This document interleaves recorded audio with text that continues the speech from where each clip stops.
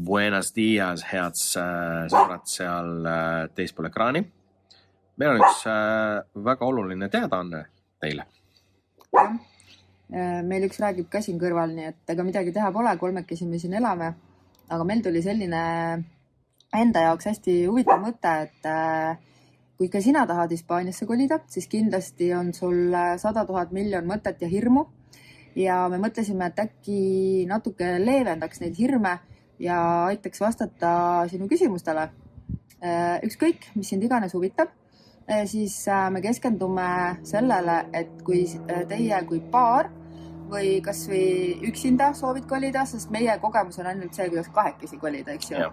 Me ei oska kindlasti nõu anda siis, kui on küsimus lastest, sest meil ei ole koolis käivad lapsi või üldse lapsi, siis hea meelega jagame päriselu kogemusi, sest sellist infot, et kuidas käia paaris kokteili joomas ja mis poes midagi maksab, seda on internet täis.